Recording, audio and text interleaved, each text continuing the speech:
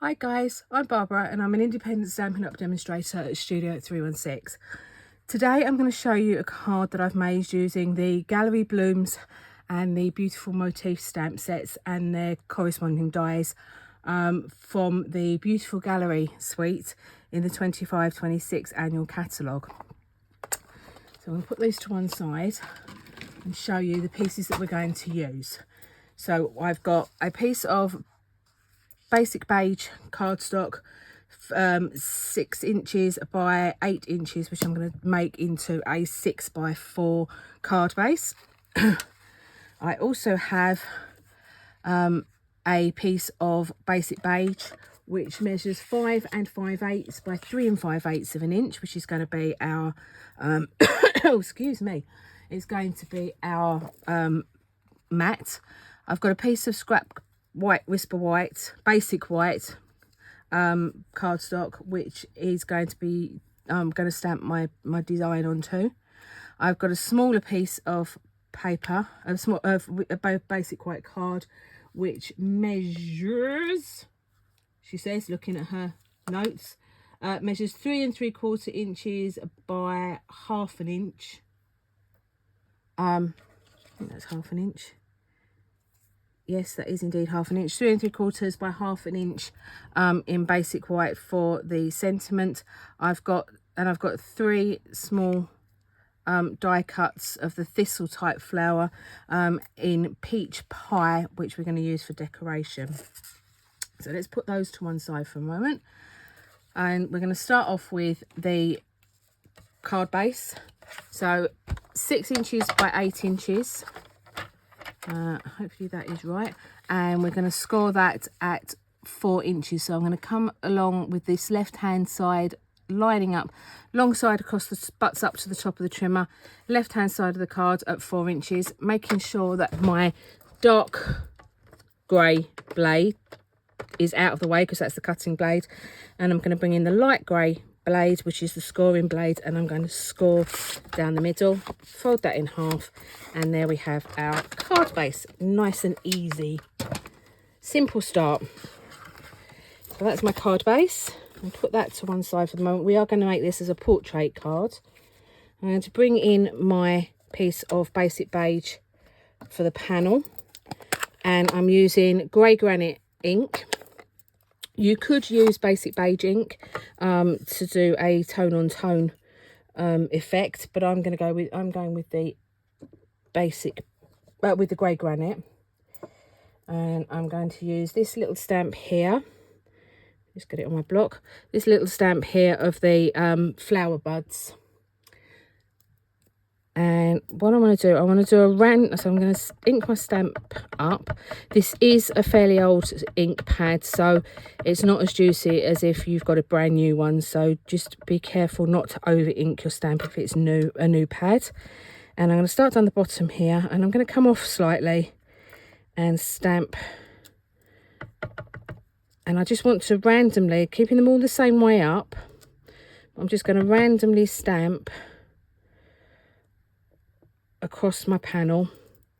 Oops, just bring that down slightly because I've just missed a little bit. And the nice thing with these clear stamps is, if you're careful, you can line it back up and go over mistakes if you've made any. So I'm just like that, randomly stamp all along. That's got a little bit, let's turn that over. Okay, try that again. Randomly stamping all the way up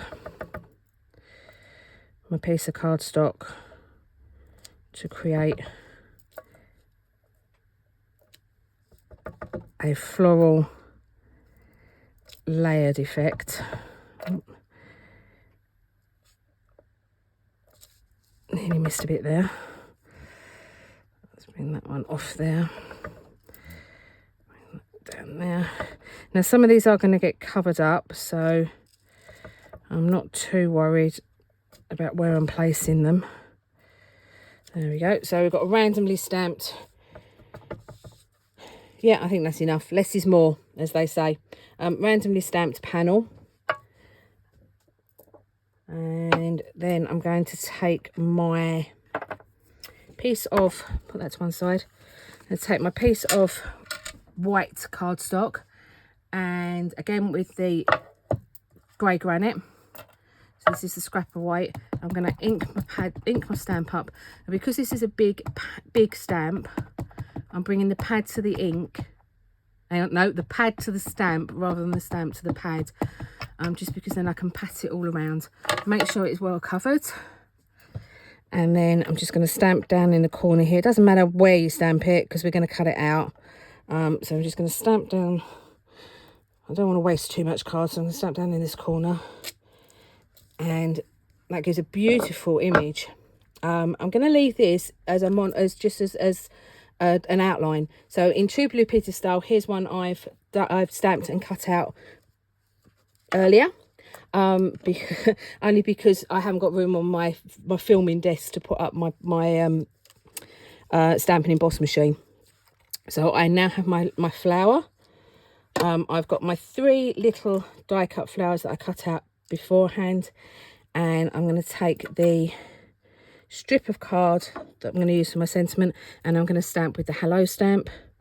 I'm just going to ink that up, and I'm going to put the hello over to the right hand side here, and there we go. So there's my sentiment.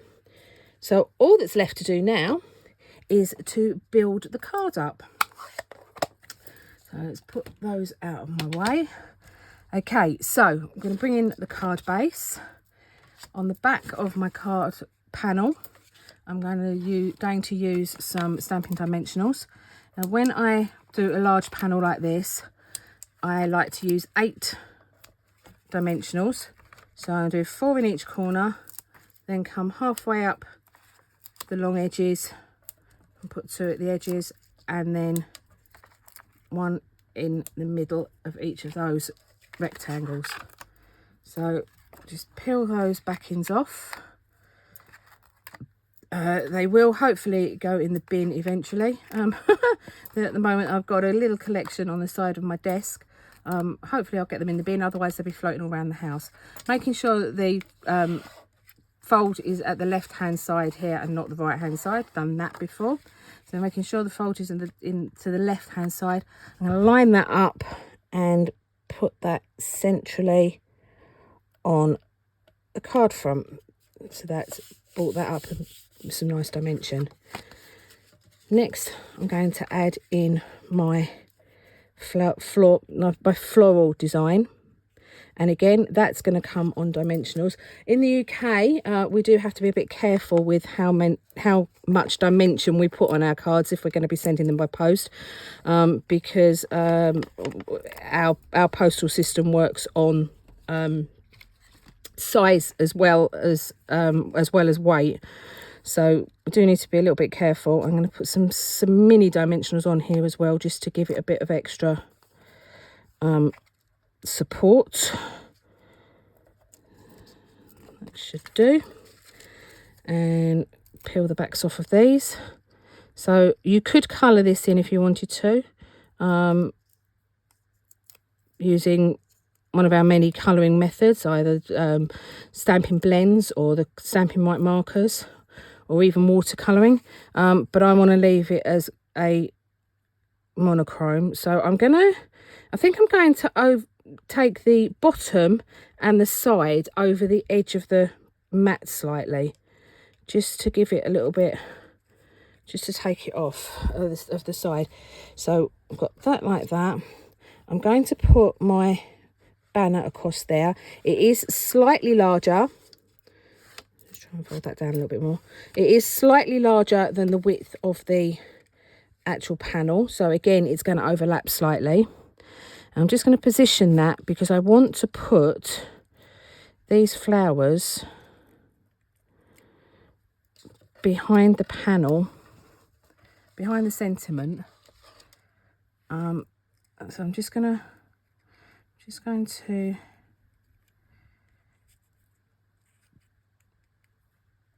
sort of work out where I want these. I think we're going to go like